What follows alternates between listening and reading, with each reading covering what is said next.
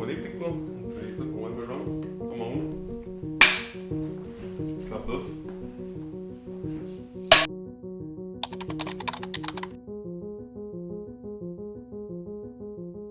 Pura vida, muchas gracias, don Welmer, por venir hoy con nosotros a este otro episodio de Apolítico. Muchísimas gracias por el espacio, de verdad, y por hablar con nosotros en este formato que es un poco diferente y también en un medio que tiene una audiencia un poco más joven, diría yo, y un poco más alternativa. Muchas gracias por invitarme. Me place mucho conversar con los jóvenes, que son los que están dando la lucha hoy por transformar este país, en hacerlo mucho más tecnológico y que son el presente, ¿verdad? Y entonces hay una actitud del Partido Acción Ciudadana exactamente hacia tener un enfoque hacia la juventud que sea real de oportunidades. Entonces, para empezar, bueno, Welmer, usted fue ministro de Economía bajo el gobierno de Luis Guillermo Solís, diputado en el 2018 hasta la fecha. En ese tiempo ha estado detrás de la promoción de diferentes leyes, como la ley contra la usura o la ley de quiebras, ambas significativas reformas económicas del país. Actualmente llevamos 8 años del gobierno del PAC y para la última convención del PAC se vio una caída del 51% en los votos. Este gobierno se viene cerrando con lo que se podría decir es el fin de una de las gestiones presidenciales más controversiales que hemos visto en los años recientes en Costa Rica. Entonces, la pregunta es, don Welmer, ¿cree usted realmente que Costa Rica puede o deba tener otro gobierno del PAC? Don Kenneth, totalmente de acuerdo con que es necesario un tercer gobierno.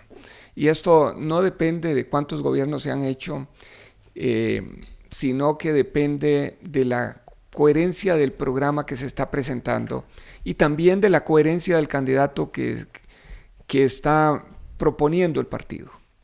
Usted ha señalado una serie de iniciativas que yo he defendido a través del tiempo y que he logrado, además de ponerle ese tope a las tasas de interés a las tasas de interés para combatir la usura. También he hecho esfuerzos en bajar el costo de los datáfonos. También he hecho otros proyectos de ley para beneficiar a la agricultura orgánica del pago de impuestos para poderle dar fuerza. He estado con una ley para mejorar los sistemas de calidad en Costa Rica para que las pymes puedan demostrar que lo que están haciendo está bien hecho y que no les cueste mucho. La misma ley de quiebras que usted señala ha sido otra medida. Entonces yo creo que los costarricenses tienen que decidir entre los que están ofreciendo los otros 20 y tantos candidatos que están pidiendo, por ejemplo, que se abra este país totalmente a las compras extranjeras y que barramos aquí el agro y lo desaparezcamos, que están pidiendo, por ejemplo, armar a este país para combatir, según ellos, la inseguridad, que están pidiendo, por ejemplo, aquí en este país, que se recorten los programas sociales, ¿verdad? Y los programas sociales que están ayudando a los que están peor en este momento. Y entonces yo creo que sí, la propuesta nuestra va a convencer al electorado costarricense de que nosotros somos la opción. Don Welmer, en este último año nosotros acá hicimos un documental y fuimos por todo el país viendo la propuesta gastronómica de Costa Rica. Y es una pregunta tal vez un poco diferente, pero en este proceso nos dimos cuenta que lo que come la gente dice mucho de quiénes son. Claro. Y bueno, en este proceso nos dimos cuenta que una gran parte de la gastronomía costarricense son las cantinas o los restaurantes de pueblo, las sodas, ¿verdad? Es como el centro de cada lugar. Entonces tal vez una pregunta que le hemos hecho a varios candidatos y la queremos hacer a ustedes: ¿qué es su boca favorita costarricense? Cuando va a comerse una boca, ¿cuál es su referente? Mire, tengo varias porque unas pezuñas de cerdo, patas de cerdo con frijoles blancos son buenísimos. Me gusta el chifrijo mucho, ¿verdad? Pero ya hay también una sopita de rabo muy buena, ¿verdad? Yo creo que son un poco fuertes en colesterol, pero que saben muy bien. Totalmente de acuerdo. Sí, y si le agregamos a eso un poquito de sabor amargo ahí a la par, todavía mejor, ¿verdad? Sí, claro. Sí, el cerdo en Costa Rica es súper bueno. Bueno, ahora sí, volviendo a a esas preguntas un poco más complejas. Bueno, nos parece que el tema principal para los costarricenses hoy, por dicha, es no digo por dicha en el sentido de que sea un mal necesario, ni mucho menos, sino que por dicha estamos concentrados en este tema. Pero bueno, es el tema del desempleo. Actualmente hay alrededor de 402,000 personas desempleadas y otras desalentadas. ¿Cuáles serían sus políticas para resolver la crisis de empleo actual? Tal vez hagámoslo así, 1, 2, 3, 4, ¿verdad? Sí. 1, que las compras del Estado se las demos a las empresas nacionales para que tengan mercado y puedan salir adelante. Y las compras del Estado son bienes, son servicios, es publicidad, deben ser para las empresas nacionales. Cuando se produce eso nacionalmente, aquí se genera el empleo, aquí se compran los insumos, aquí se pagan los impuestos y entonces se generan encadenamientos productivos. Y ahí tenemos una gran base que nosotros podemos explotar. 2, tenemos nosotros que hacer mucho más encadenamientos productivos.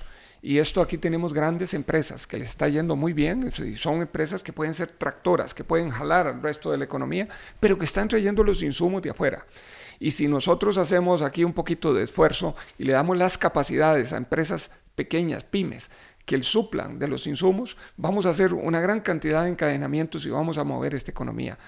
3, tenemos nosotros que hacer centros de valor agregado para transformar la producción nuestra y darle capacidades en calidad para que pueda conquistar mercados nacionales e internacionales.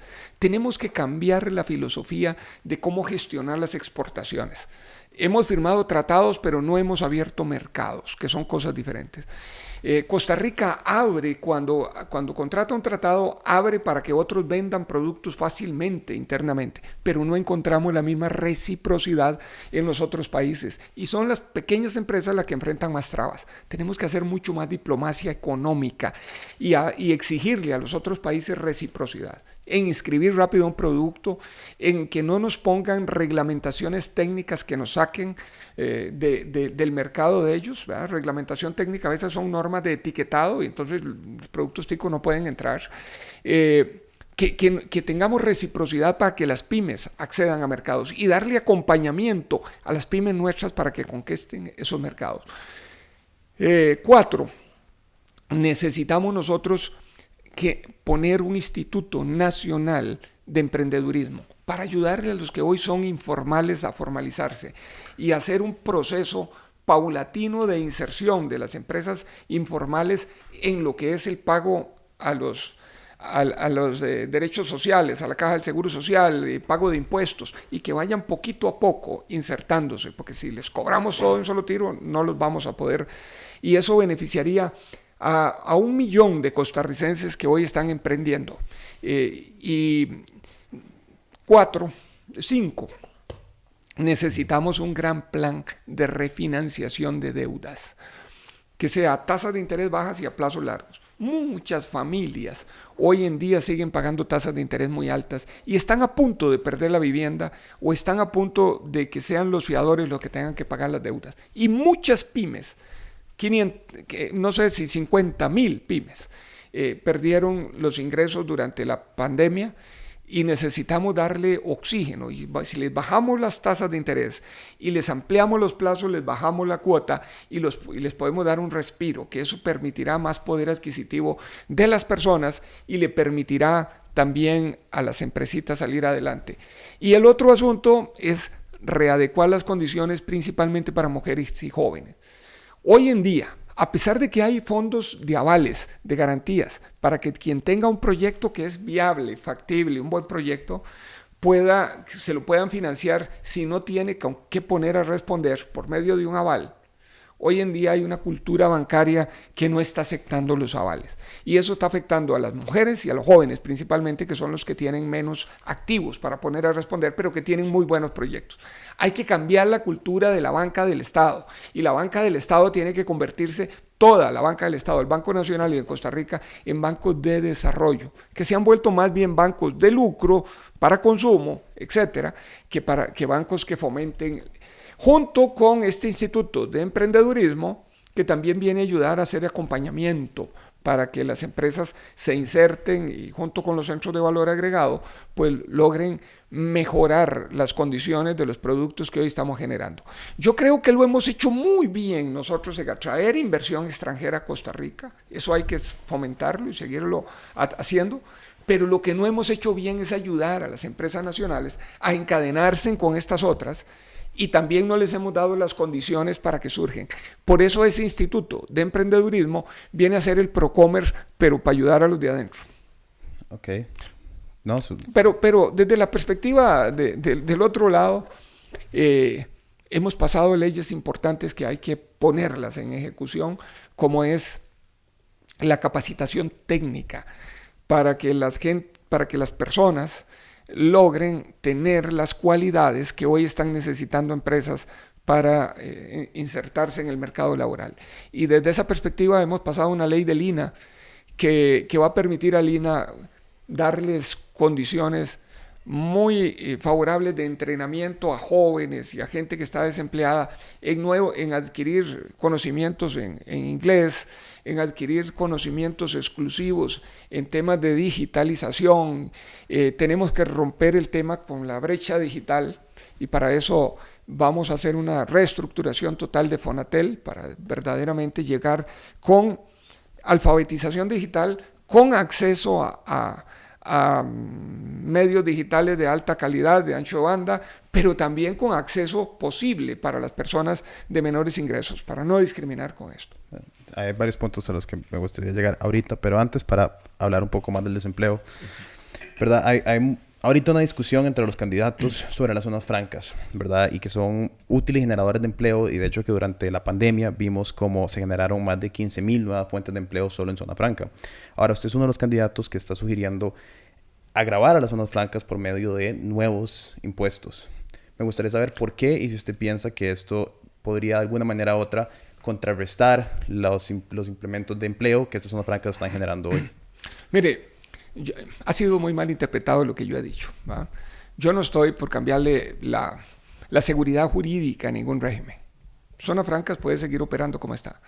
La discusión es si una zona franca tiene ganancias y reinvierte esas utilidades, que siga adelante. Eso está bien.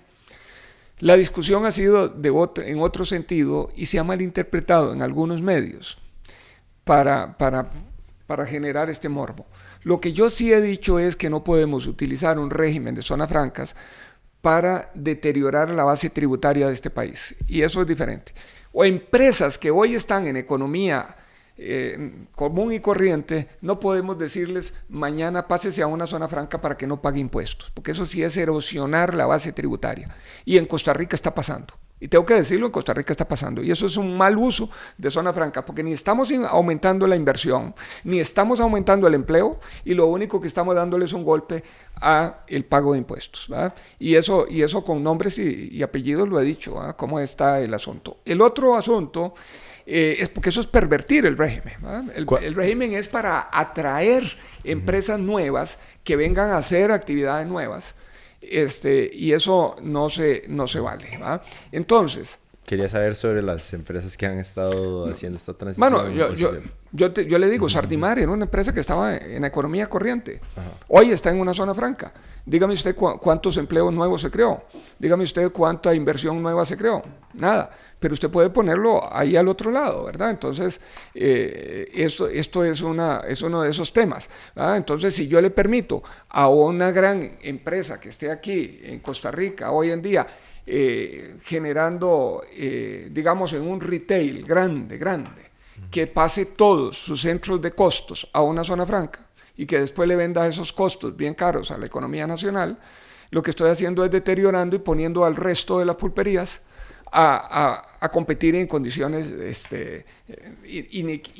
inequitativas. Entonces, para diferenciar, perdón, nada más, no estamos hablando necesariamente de crear un régimen tributario nuevo para todas las empresas de zona franca, sino que sería una revisión de cuál de estas empresas se transformaron en un régimen de zona franca que tal vez no cabían dentro de esta clasificación original. Entonces lo que yo he dicho es, no se puede utilizar un régimen que está hecho para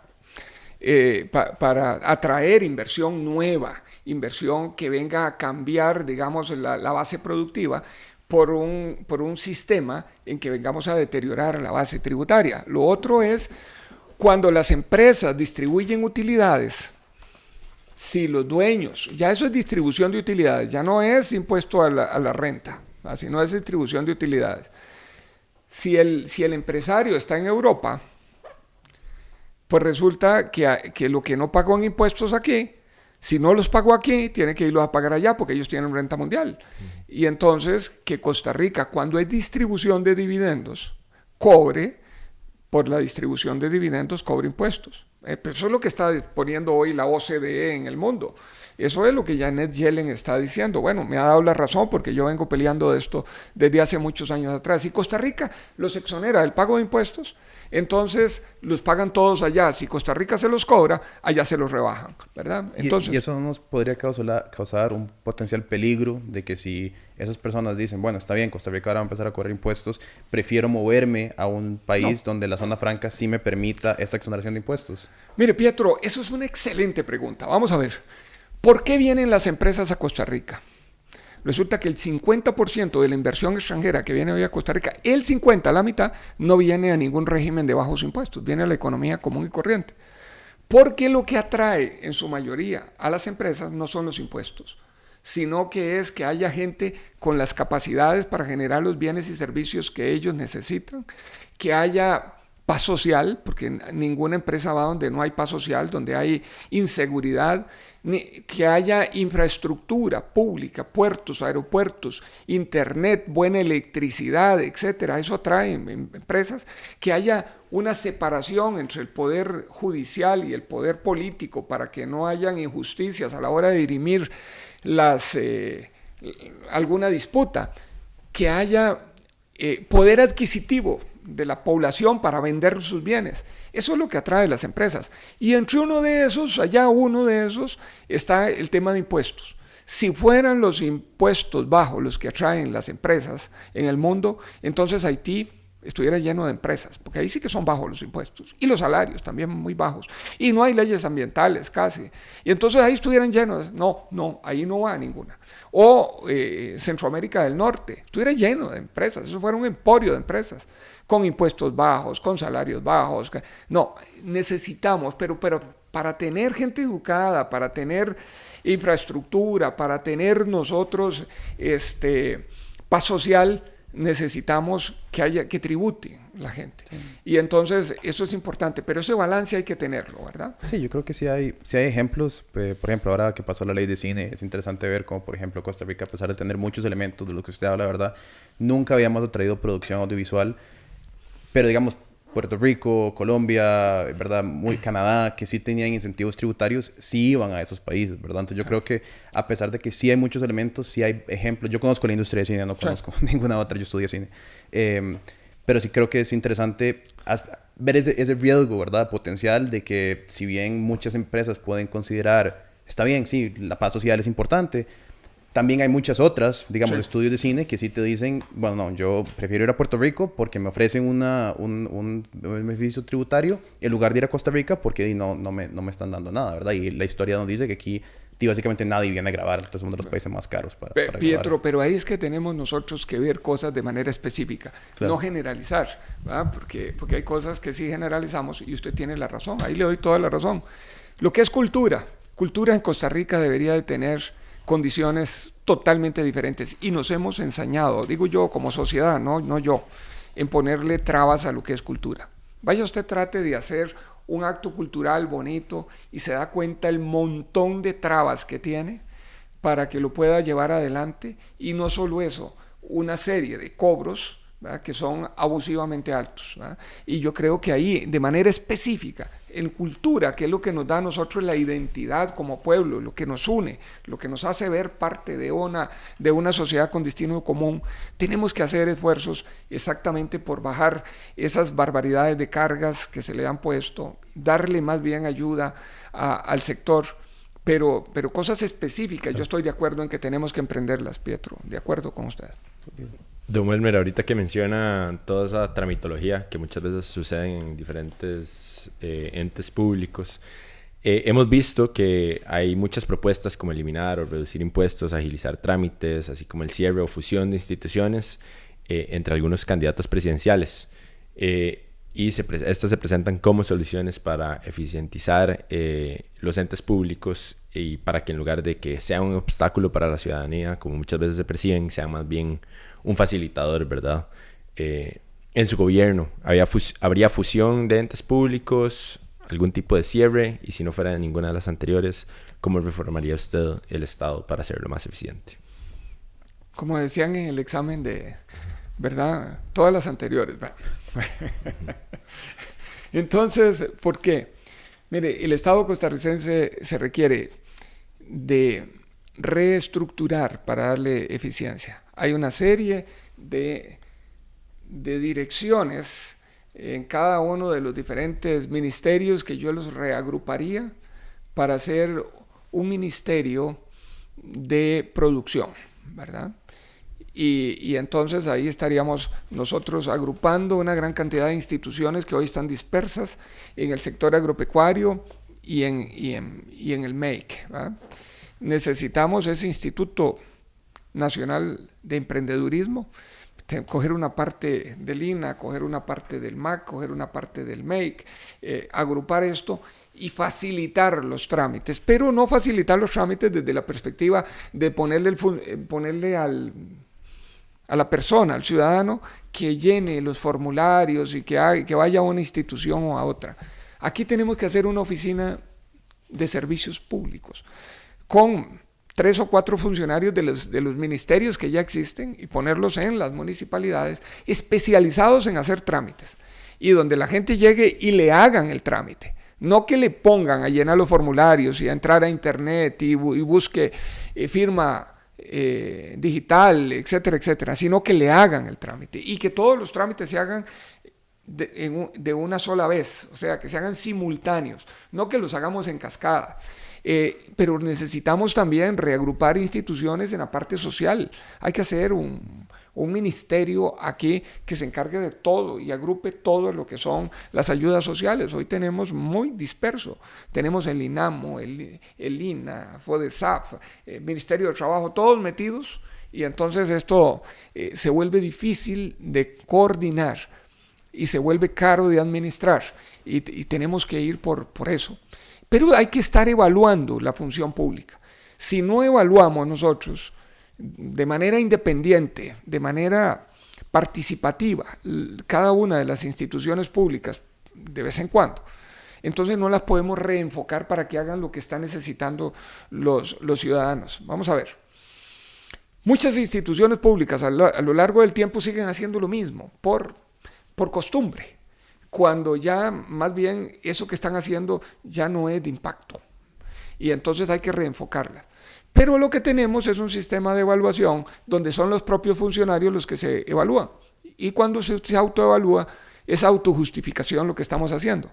La evaluación tiene que ser independiente por entes que estén fuera de esa institución y que vengan a verlo, que sea participativa, que se recoja el sentir de todos los que están sintiendo el servicio para que digan en qué está fallando, y también tiene que ser pública para que también los temas se presione para el cambio. Yo creo que sí hay que hacer mucho de lo que usted dice. Hay varias instituciones, ¿verdad?, que entran como en preguntas sobre estas reformas, ¿verdad?, que han relucido en la discusión pública. Una de estas ha sido, por ejemplo, el FANAL, ¿verdad? El FANAL es una institución bastante vieja, ¿verdad? ¿Bajo qué gobierno fue que se...? Juanito Mora en 1850. Juanito Mora, ¿verdad? Para pelear el contrabando. Pero hoy el mercado internacional de licores, ¿verdad?, es completamente diferente. Además que tenemos un ente estatal produciendo licor y después generando problemas sociales y después la caja misma es el que los atiende, ¿verdad? Eso es un poco contradictorio, estas situaciones.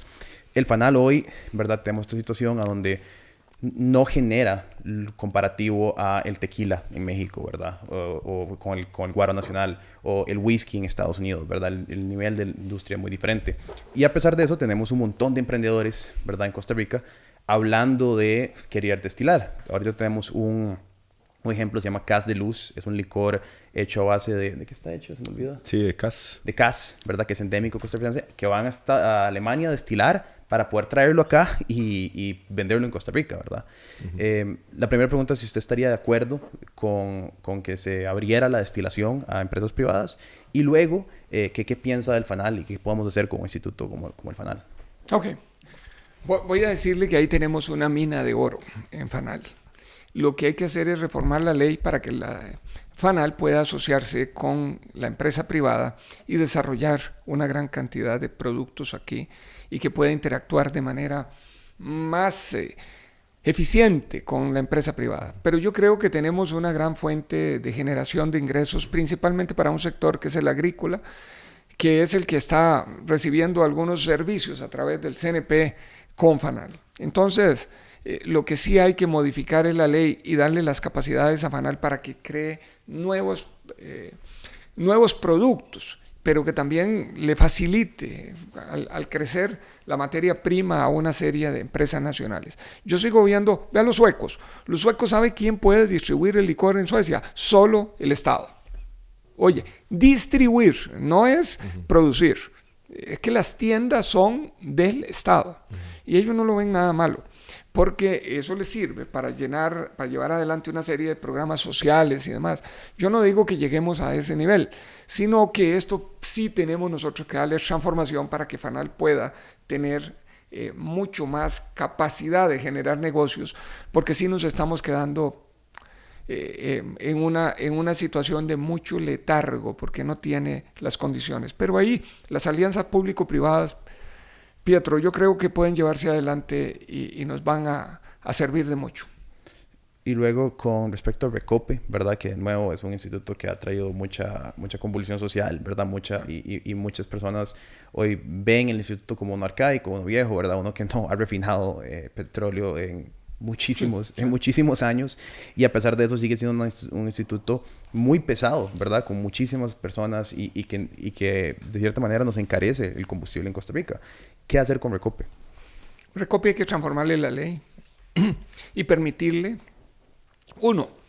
el tema de eficiencia está en la empresa pública y privada, hay que seguirla revisando.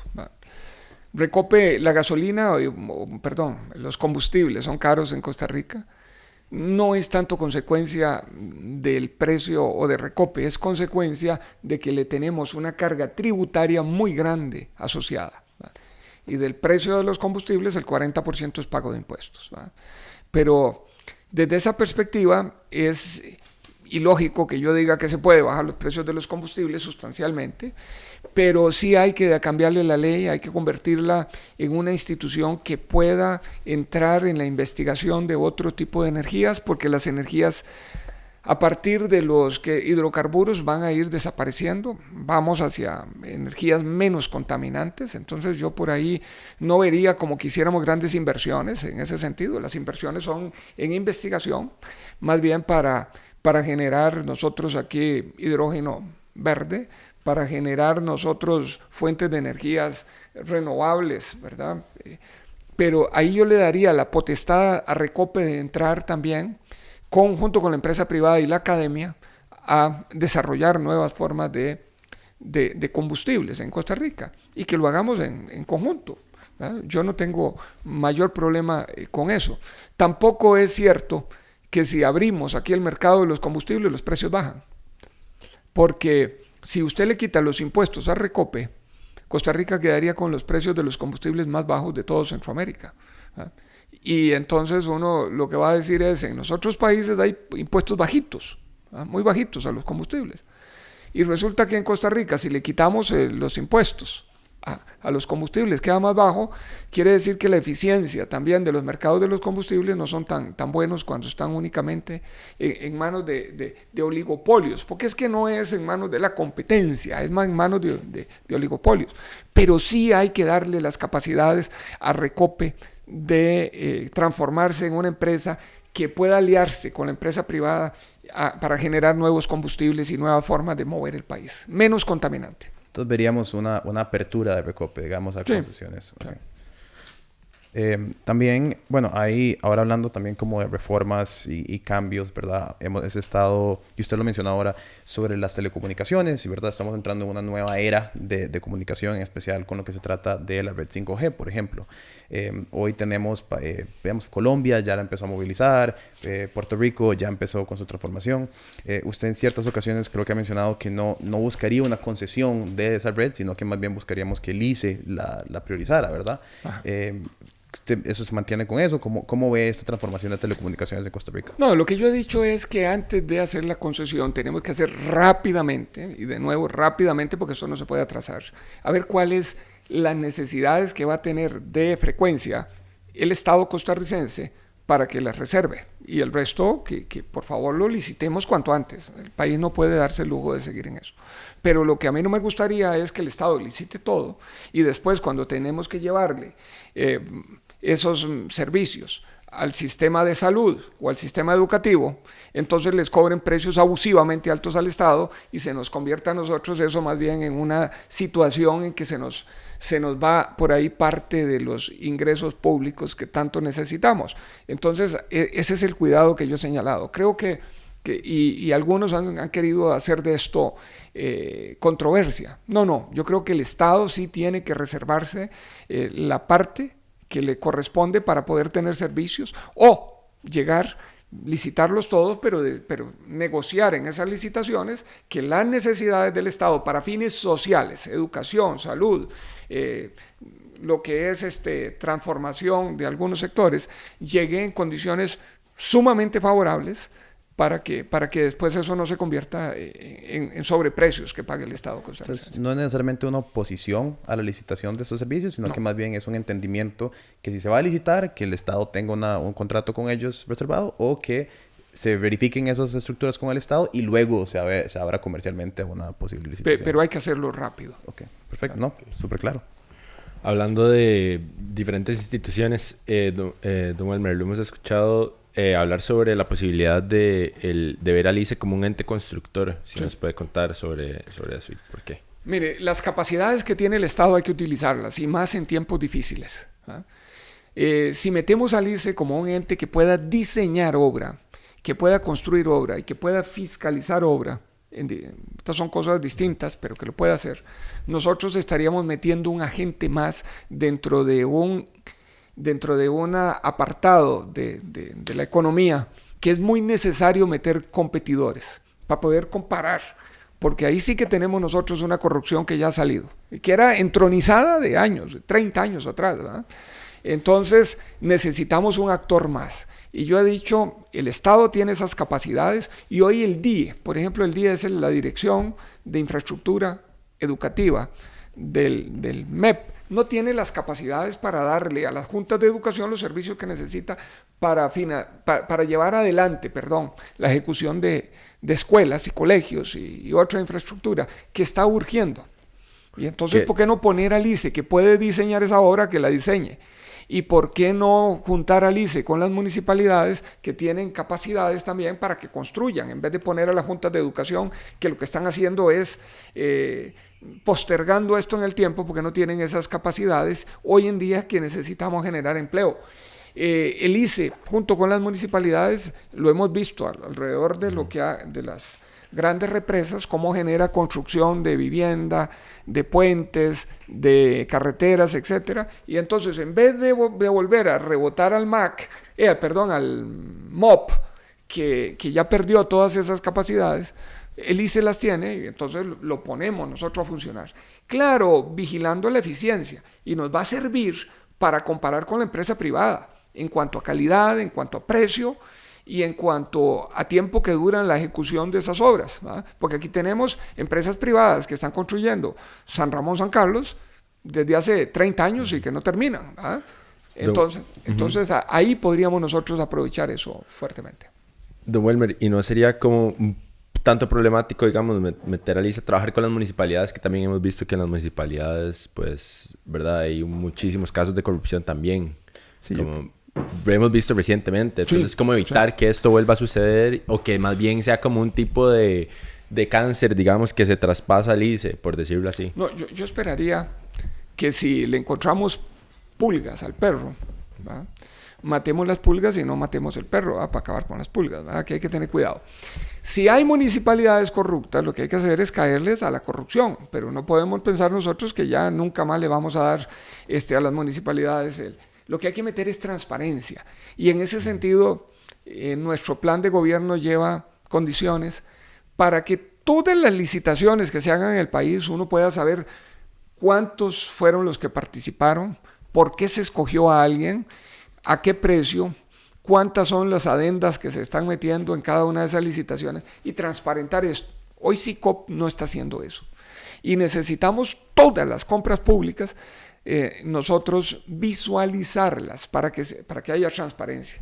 Y así, aunque sea un lápiz que compre el Ministerio de Educación, saber cuántos, a qué precio lo compró, a quién se le compró, etcétera, en qué condiciones. Cuando nosotros transparentamos esto, entonces comenzamos a combatir la corrupción, que eso es lo nefasto, ¿va? El que se haga la obra pública es lo que necesitamos y que se haga con eficiencia, con rapidez, ¿verdad? Y de manera transparente, al menor costo, ¿verdad? Sí, a mí me gustaría tal vez puntualizar ese tema de la corrupción, ¿verdad? Porque el PAC históricamente llegó con una promesa de combate a la corrupción, ¿verdad? Pero bueno, claramente, y no estoy diciendo que sea un problema fácil de resolver ni que sea problema del PAC, eso es un problema histórico costarricense, yo diría que hasta endémico cultural. Pero me gustaría saber cómo hacer uno como votante, ¿verdad? Viendo que anteriormente se han hecho promesas de combate a la corrupción y viendo que en las últimas semanas, como dijimos, ¿verdad? El caso Diamante, el caso Cochinilla, el AIA, digo, todo el mundo está envuelto en casos de corrupción, hasta narcotráfico en la Asamblea, bueno, narcotráfico en el AIA.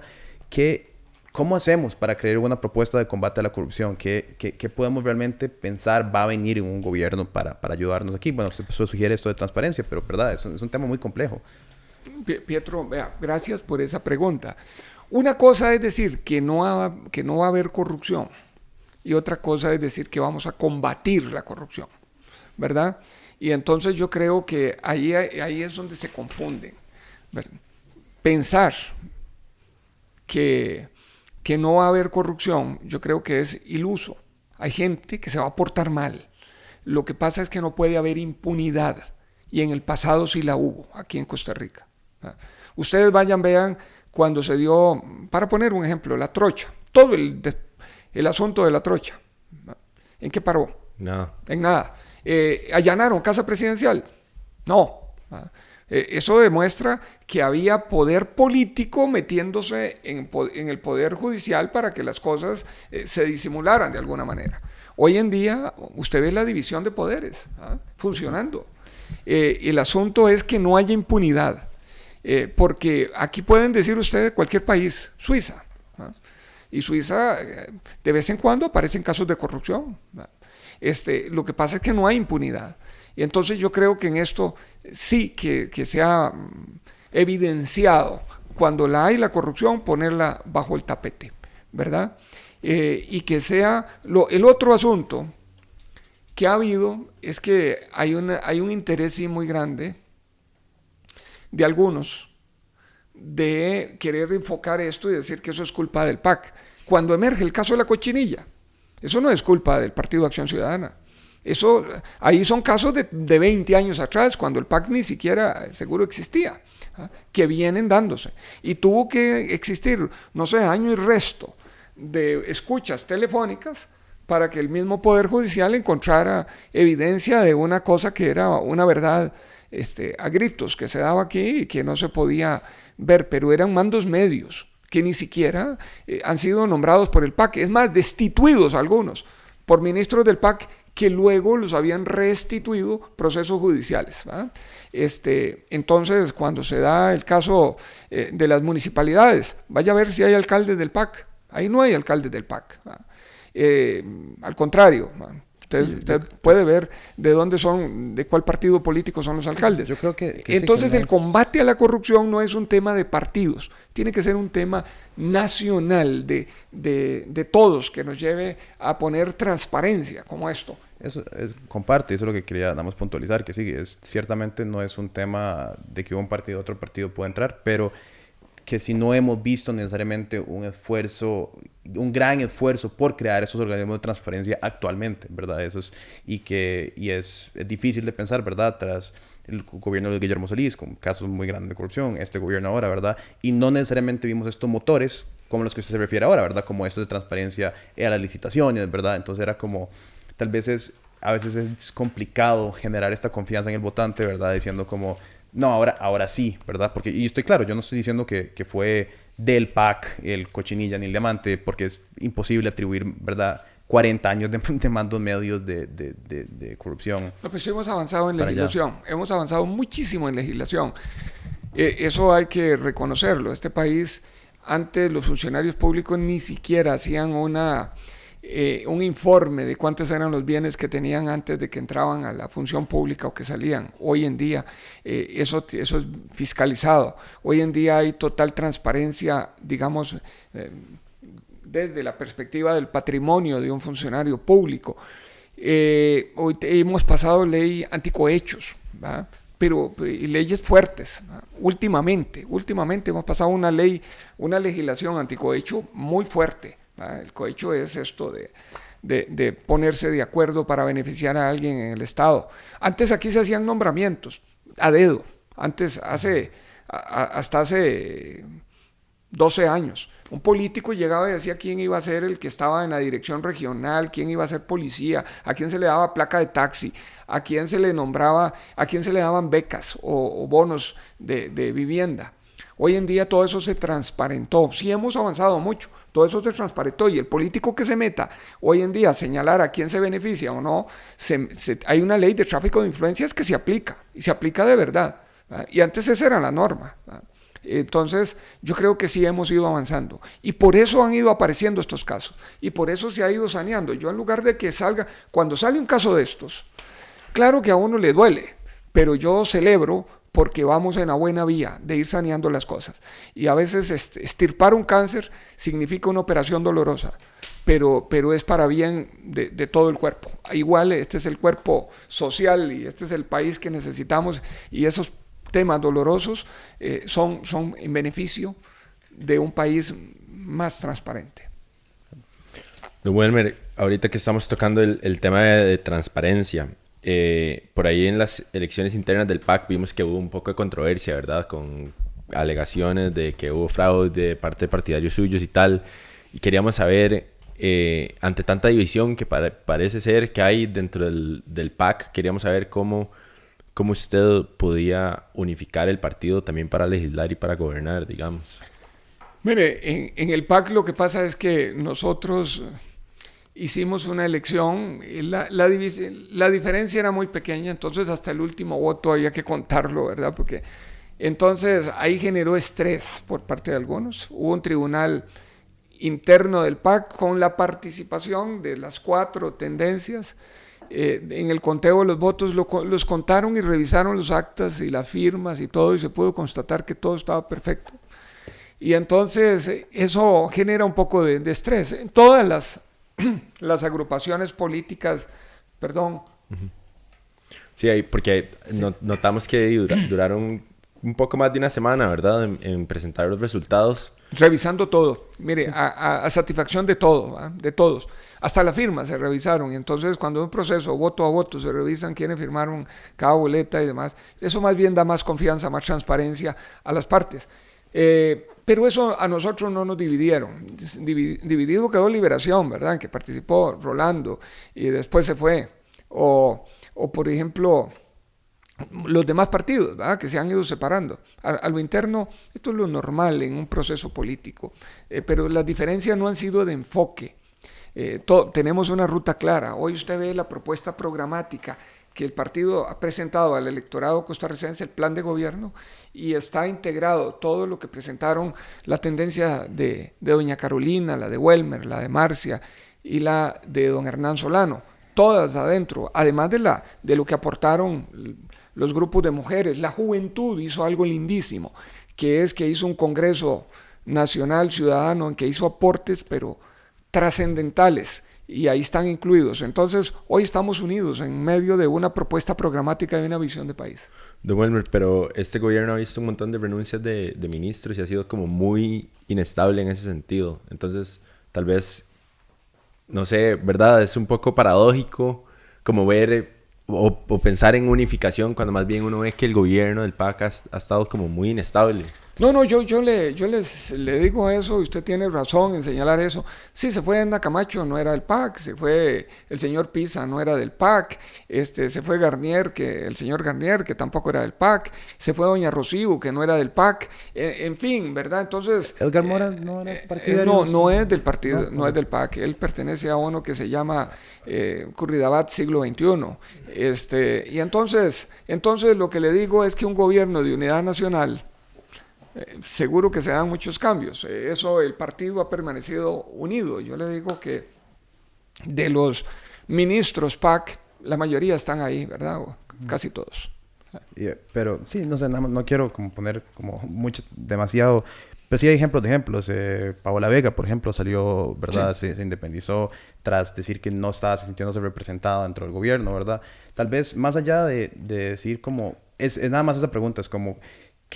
¿Qué plan hay para que no surjan tantas divisiones, verdad? Porque si bien una agenda política puede estar muy bien trazada, ¿verdad? De parte de presidencia, estas divisiones que se empiezan a generar en el camino, ¿verdad? Por parte de grandes agentes del partido pueden causar problemas, ¿verdad? Claro. Y no quisiera uno pensar que, pucha, llegan al poder y ahora tienen a la asamblea montada encima en contra de la presidencia porque hay un desacuerdo de identidad política. Piero, es bien complejo lo que usted plantea, ¿va? Uno, creo que un gobierno de unidad nacional ya plantea una situación ideológica complicada, porque hay convergencia desde diferentes perspectivas ideológicas.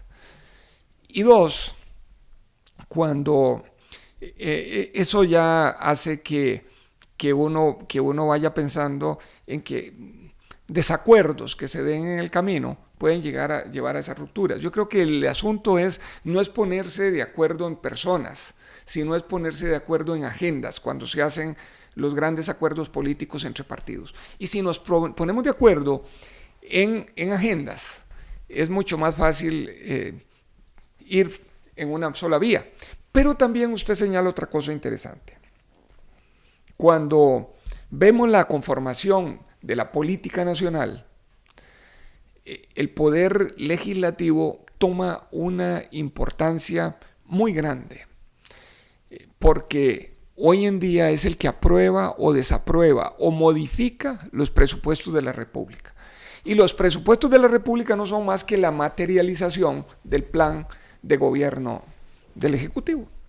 Y entonces, si usted llega con un presupuesto a la Asamblea Legislativa y tiene 47 diputados en contra que comienzan a cercenárselo y le quitan la plata para las asociaciones de desarrollo, para los centros de valor agregado, le quitan la plata para la red de cuido, le quitan la plata para el CENSINAI, le quitan el dinero para los bonos escolares, para ayudar a los más pobres, ¿verdad? O la plata para los hogares de ancianos. Claro que entonces nos vamos dando cuenta de un asunto, que tenemos que hacer más esfuerzos en ponernos de acuerdo en una propuesta programática, pero que también tenemos que hacer un replanteamiento ahí de la visión. ¿Este es un régimen presidencialista o es un régimen parlamentario?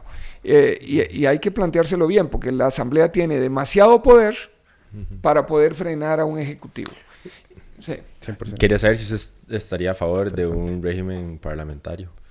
Yo creo que tenemos que ir un poco más a eso, dado la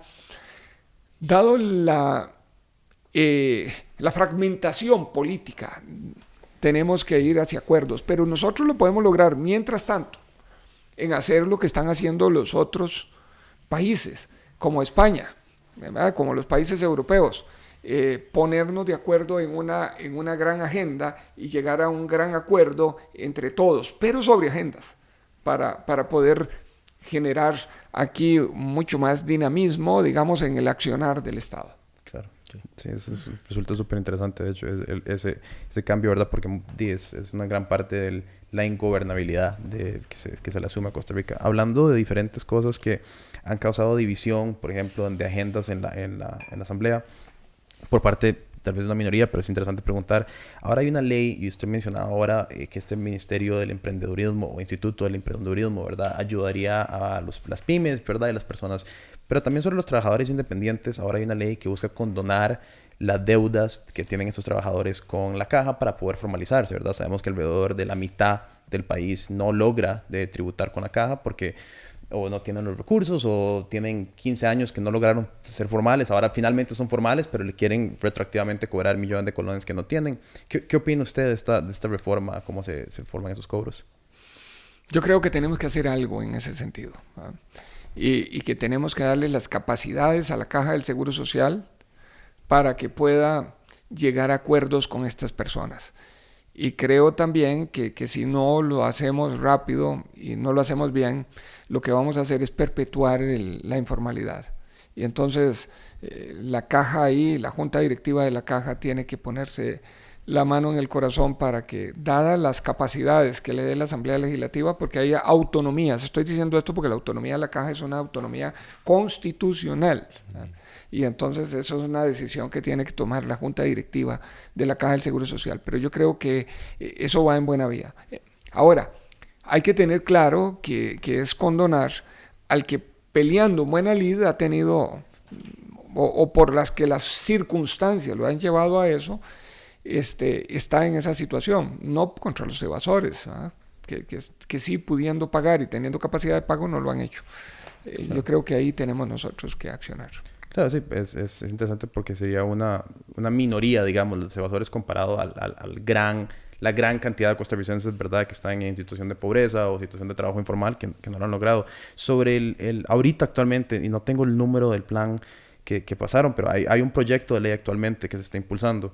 ¿Este proyecto no es el que usted impulsaría o buscaría un proyecto diferente? No, ese proyecto es un proyecto que es modificable y es bueno. Perfecto, muchísimas gracias. Ok. Pasando tal vez de temas, sí. A algo que está más o menos relacionado, ¿verdad? Hablando de empleo informal. Una fuente de empleo hoy en Costa Rica de 28,000 costarricenses es la plataforma de Uber.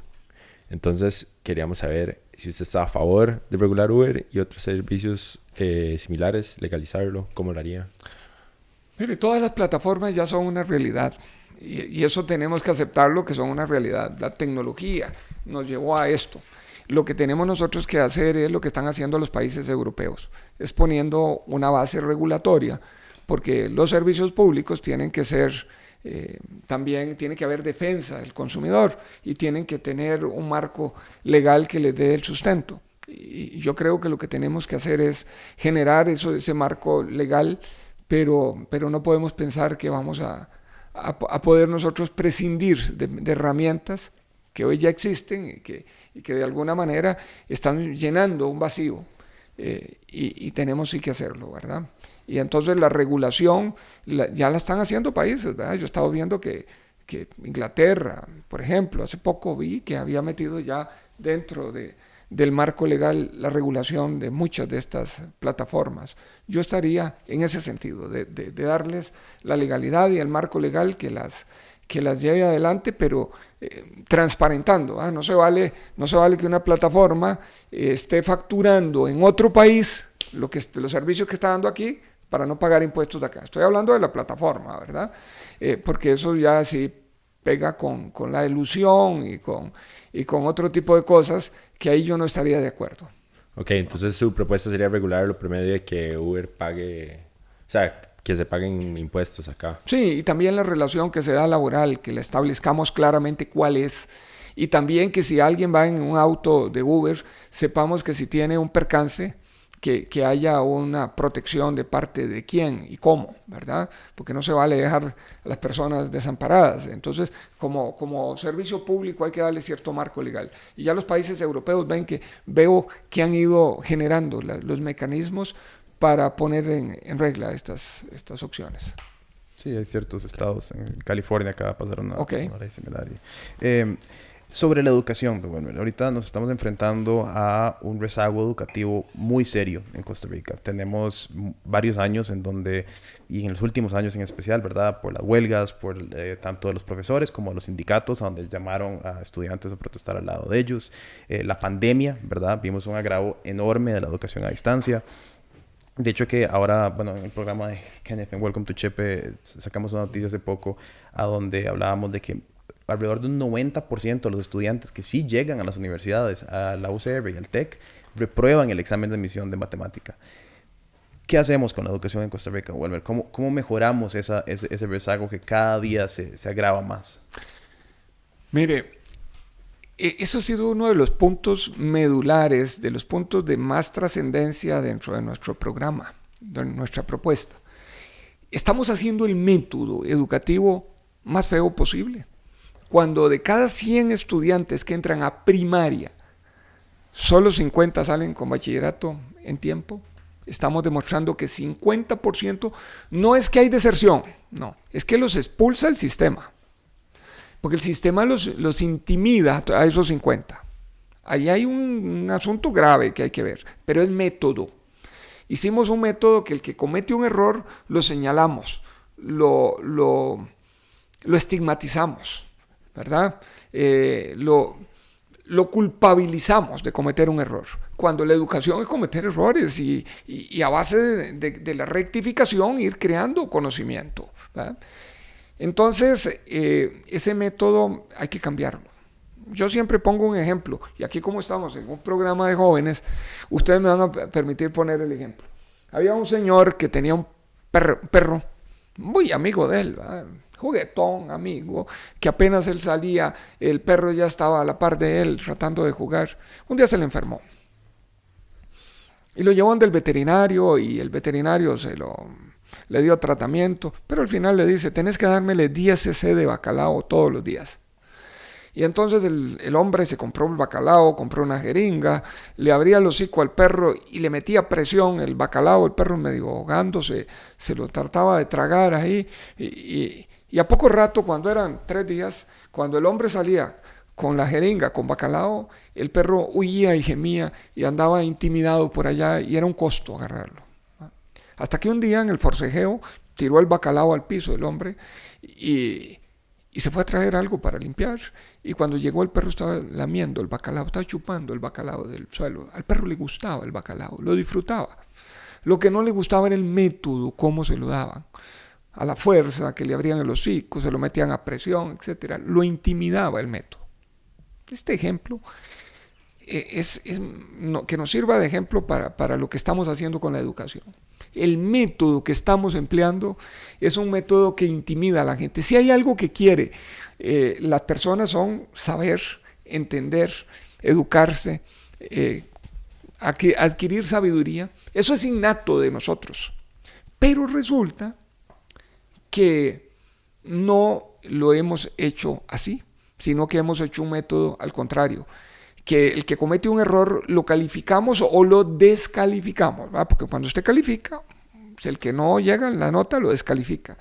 El que cometió un error es culpa de él nada más. Y entonces le ponemos una mala nota y ya es el hazme reír de la educación. Eso no puede ser. Ya países como Suecia, como Finlandia, como Dinamarca, han cambiado las cosas y el 90 y tanto % están alcanzando bachillerato en tiempo de los que entran a primaria. Y Costa Rica no puede pretender ser un país de avanzada en bienes y servicios si tenemos al 50% de la gente sin bachillerato. El otro gran tema, ahí hay que cambiar eso. No pueden haber escuelas con horario reducido y escuelas con horario amplio. No pueden haber aquí centros educativos de segunda y de primera. Tenemos que estandarizar esto. Lo otro que tenemos nosotros que hacer en educación es el acceso al Internet generalizado, principalmente a los de menos recursos. Tenemos nosotros en educación que hacer cambios curriculares importantes. Ya se han implementado, pero el método no se ha cambiado. Y aquí los maestros sí que nos van a tener que ayudar a nosotros a cambiar esto, porque los mismos maestros están siendo discriminados con un montón de cosas que son meramente burocráticas, llenar cuadros, administrar el centro, meterse hasta en temas de construcciones cuando hay que hacerlas, y eso no es responsabilidad del maestro. El maestro y el estudiante tienen que estar en el proceso educativo disfrutándolo, haciéndolo lúdico. Ahí tenemos que cambiar eso, pero es urgente. Y después, el tema de la educación, no se puede pensar en disminuir el aporte. El Estado tiene que exigir eficiencia, y ahí los planes para reeducar, capacitar a los educadores tiene que dárseles. Y también los salarios de los educadores, por Dios, tienen que ser salarios que no se pueden precarizar, porque aquí hay muchos que ya están hablando de que salarios aquí, allá, no, tiene que ser un salario adecuado. Y ahí los educadores también hay que sacar otras cosas que están pesando en contra de ellos. El tema de los interinazgos. ¿Cómo es posible que tengamos nosotros al 20 y tanto % de los educadores en interinos? Que interinos perpetuos, de 20 años están en interinazgo. Una persona interina no puede adquirir un crédito, no puede tener paz interno cuando no sabe si el otro año va a tener trabajo o no. Y el otro gran problema que tenemos es una fragmentación de los horarios de los profesores. 10 lecciones en un colegio, 10 en otro, y trabajan en 4 o 5 colegios. ¿A cuál pertenece? Una persona puede ir a todas las reuniones que hagan los colegios. No puede ir porque le chocarán con las materias que está dando en otro. Además de que se dispersa entre viajar en lugares. En Guanacaste hay profesores que tienen 10 lecciones en Cañas, 10 lecciones en Upala, 10 lecciones en Ajuntas, y hay 100 kilómetros entre un lado y otro. Y entonces tenemos que hacer lo que se llaman las permutas urgentemente y ponerlos en condiciones que tengan sentido de arraigo en el centro de educación y demás. Sí tenemos que hacer cambios urgentes en educación que se han postergado por muchos años. Les digo a los costarricenses que tengo claro, porque he estudiado cada uno de los sectores, y entonces esto me impulsa a mí en la obligación y la responsabilidad por ir a hacer de este Estado un Estado más eficiente y un Estado más de cara al ciudadano. Y por eso estoy en política. Sí,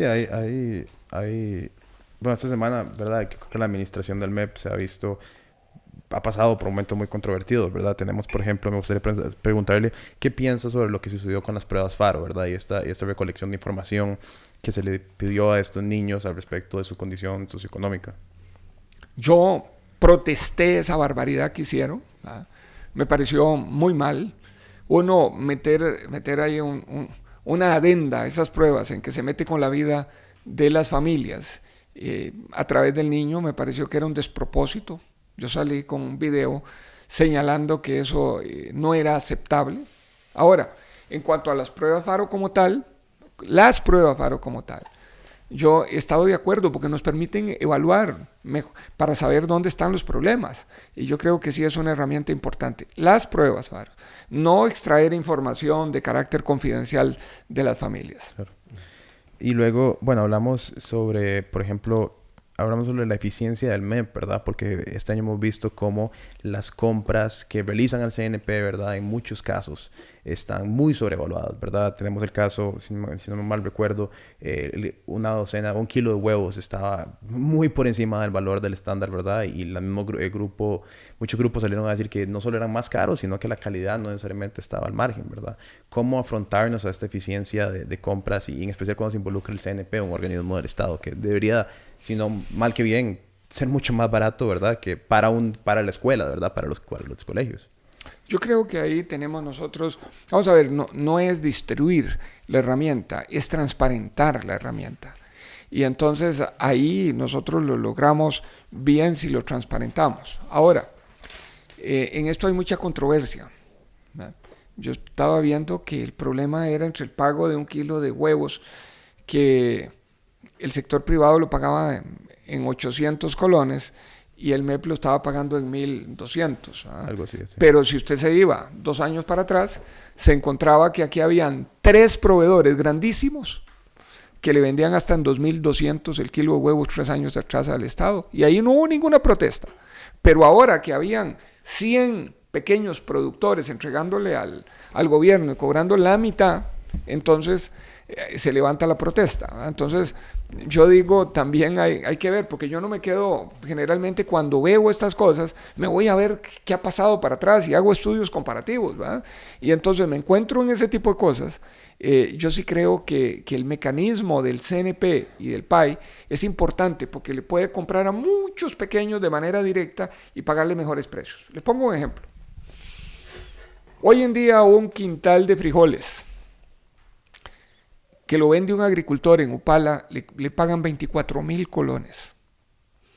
Si se lo vende al CNP, el CNP le paga 40,000 colones.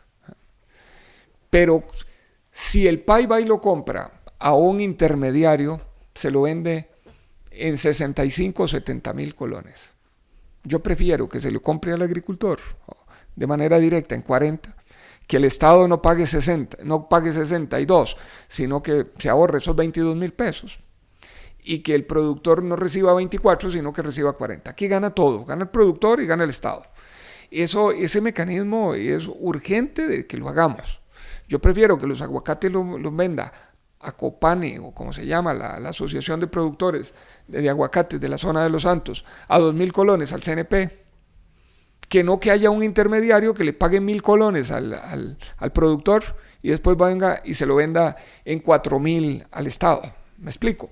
Entonces el mecanismo es bueno, lo que hay que hacer es afinarlo y darle transparencia para que pueda cumplir el propósito. Ok, aquí estamos viendo, Welmer, que en los últimos años de rezago educativo se ha visto agravado. Por las protestas y esto que hablábamos. Perdón, ahí me confundí de la pregunta por la que vamos, sorry. Quería preguntarle sobre pobreza ahora, para pasar de preguntas, de temas. Según el INEC, en el país hay 383.500 hogares en pobreza y en estos hogares hay 376.800 personas en pobreza extrema. Entonces, ¿cómo considera usted que ha sido la labor de Limas y otras instituciones de ayuda social? Usted ahora había mencionado que de repente podía ser beneficioso unificar estas diferentes instituciones. Sí. Mire, el tema de la pobreza en el cortísimo plazo pasa por ayudarlos, ¿verdad? Desde luego, no se puede pensar uno en que no hay que dar esa solidaridad. Pero el tema es qué herramientas le estamos dando a los que están hoy en pobreza para que ellos puedan revertir esa condición de manera permanente. Y eso pasa por educación de primera para ellos.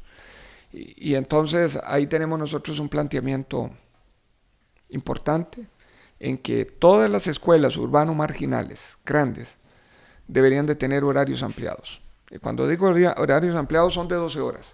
Y ustedes me van a decir, no hay ningún maestro que aguante 12 horas, ni niño tampoco. Yo le digo, tienen razón.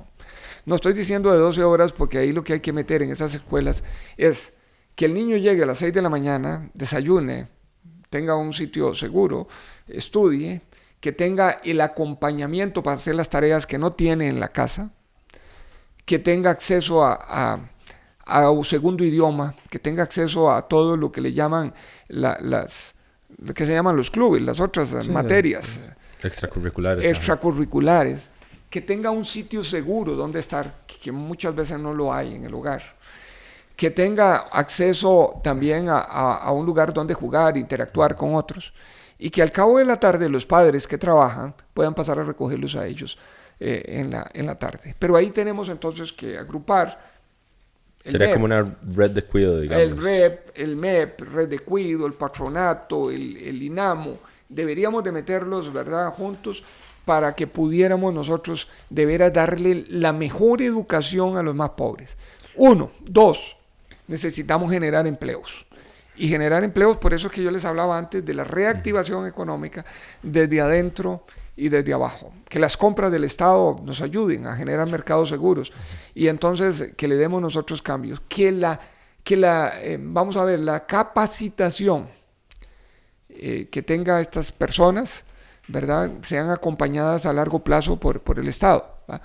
Hasta hace poco teníamos un asunto, que una madre que estuviera en pobreza extrema se le ayudaba capacitándola y con red de cuido, pero en el momento que conseguía el trabajo la sacaban. Bueno, eso se ha cambiado últimamente, pero hay que darle más condiciones, ¿verdad? De red de cuido, no solo a la gente que está en pobreza extrema, sino a la gente que está en pobreza y a cierta clase media.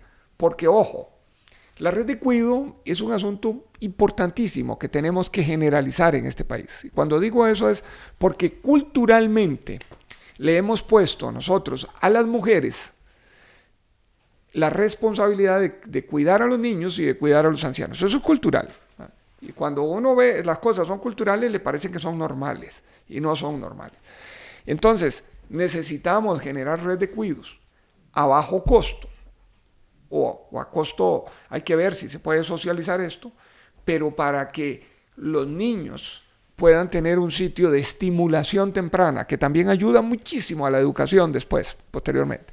Y además, para que las mujeres tengan iguales opciones a los hombres de educarse, de trabajar y de desarrollar la vida en igualdad de condiciones. Y la crianza de niños no es un asunto de responsabilidad de la madre únicamente, sino que es un asunto de la sociedad. Una sociedad sin niños es una sociedad que no tiene futuro, ¿verdad?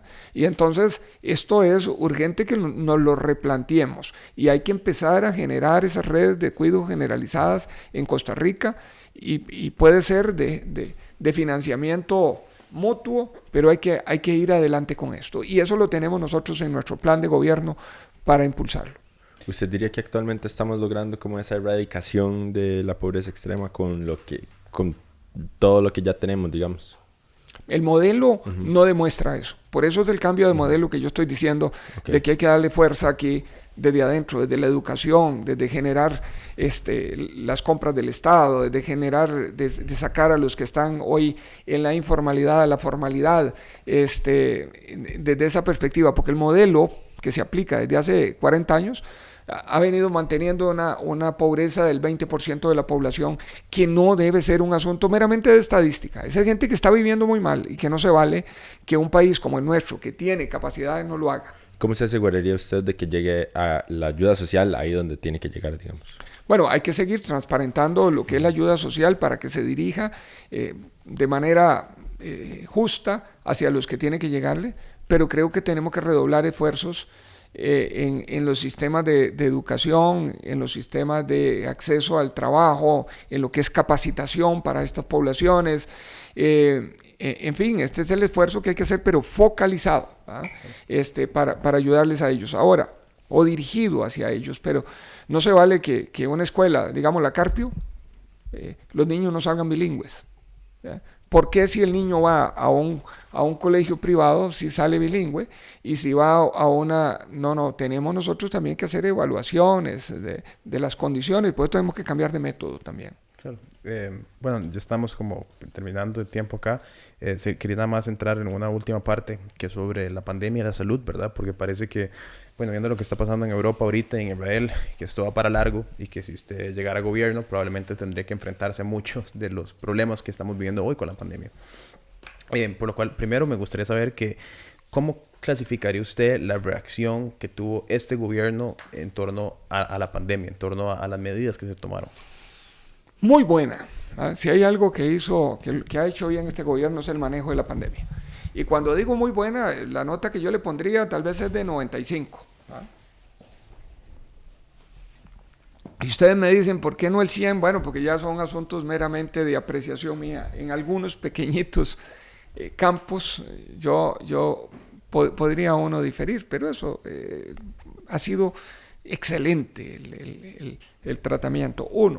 Países como Italia, como España, tuvieron una mortalidad por los casos que se infectaron altísima. Costa Rica tuvo una mortalidad que fue 5 veces menos, ¿verdad? Mientras ellos tenían el 6% de mortalidad de las personas que se infectaban, Costa Rica ha tenido el 1 o menos del 1%. Eso significa que se ha manejado muy bien en Costa Rica. El tema de la vacunación lo llevamos adelante muy bien. Yo soy totalmente pro vacunas y es más, de que deberíamos nosotros garantizarnos de que esta población se vacune cuanto antes, ¿verdad? Y la tercera dosis que venga cuando tenga que venir, pero urgentemente. para poder nosotros volver a una normalidad. La educación tiene que volver a la presencialidad, y muchos de los trabajos, ¿verdad? Habrán otros que no, pero muchos de los trabajos. Entonces, yo califico esto bien. Claro que esto tuvo repercusiones económicas seriosísimas, ¿verdad? Cuando el pueblo no estaba vacunado no se podía tener aglomerado, entonces hubo que cerrar los negocios. Después de eso yo sí he dicho en algunos casos, como lo que era la restricción vehicular demasiado fuerte, que para los vacunados podíamos tener nosotros más laxitud, ¿verdad? Tener un poco más de apertura. Pero yo califico esto muy bueno. Don Welmer, ¿y usted si llegara en la eventual presidencia, usted mantendría algunas otras restricciones, viendo también como que en Europa ahorita la situación es adversa otra vez, están volviendo a cerrar todo? ¿Usted volvería a cerrar todos los negocios, digamos, de ser la situación? Ajá. Mire, yo le digo que hay que ver qué condiciones se presentan. Yo no esperaría rebotes en Costa Rica cuando el porcentaje de vacunación va bien y cuando yo creo que y están siguiendo una vacunación muy acelerada, y yo esperaría tercera dosis y rápidamente también, en vez de cerrar. Es más fácil, más barato vacunar a la gente que cerrar el país, pero uno no puede adelantar criterio de lo que va a pasar, y entonces desde esa perspectiva la valoración de los especialistas en salud tiene que seguir dándose. Hablando de la tercera dosis que probablemente va a ser necesaria en Estados Unidos, de hecho que la acaban de aprobar de 14 años para arriba para toda la población. En cierto momento hubo una preocupación de la lentitud de la campaña de vacunación que se vio en Costa Rica en los primeros meses, y una de las opciones que se dieron en muchos países, en Europa, en Estados Unidos, en Latinoamérica, fue realizar concesiones a donde la distribución de la vacuna, no la compra, porque estamos claros que la compra no puede ser a empresas privadas, pero la distribución de estas vacunas se diera por medio de farmacias, ¿verdad? De la red de farmacias que ya existe en el país. ¿Estaría usted de acuerdo, digamos, si hubiese una tercera dosis que implementar, que esta se hiciera por medio de una concesión público-privada, digamos, donde la caja tiene algunas y tal farmacia tiene unas y tal farmacia tiene otra? Obviamente siempre gratuito, ¿verdad? Simplemente como un modelo de distribución para que se haga más eficiente y más rápido este proceso. Yo creo que se ha trabajado bien, ¿verdad? Porque yo veo aquí algunos moles que de pronto abren sábados y domingos para la vacunación, etcétera. Yo no tengo ningún problema en ese sentido. Es un tema social, y que cuando aquí hay empresas privadas, yo creo que la mayoría con una responsabilidad social enorme, y yo creo que lo hacen bien, y estaría totalmente de acuerdo. Pura vida, no, eso básicamente nos lleva el tiempo. Don Walmer, algo que hemos hecho con todos los candidatos es que en esa cámara, si quiere verla y decirle a nuestro público y a esta audiencia, ¿verdad? ¿Por qué pensar en un Walmer Ramos para la presidencia? Costarricenses, para tomar una decisión por quién votar, hay que fijarse en dos cosas fundamentales: la coherencia y lo que ha hecho en el pasado una persona, y lo que propone hacia el futuro, y también la coherencia y la viabilidad de esas medidas. Costa Rica tiene que seguir siendo un país solidario, un país de justicia, un país en que todos y todas podamos mejorar el nivel de vida a través del trabajo. Y eso se logra si nosotros lo hacemos de manera que todos quepamos aquí, con mejor educación, con mejor salud, dando oportunidades a los informales a que se formalicen, con un Estado eficiente, pero con una empresa privada fuerte. Y eso es lo que plantea nuestro plan de gobierno. Y por eso yo les quiero decir que este febrero venidero nos den el apoyo para seguir haciendo a esa Costa Rica de oportunidades para todos y todas. Muchísimas gracias, don Walmer, por el tiempo, y esperamos tal vez volverlo a tener en algún momento por acá. Con mucho gusto. Pura vida. Gracias, hasta luego.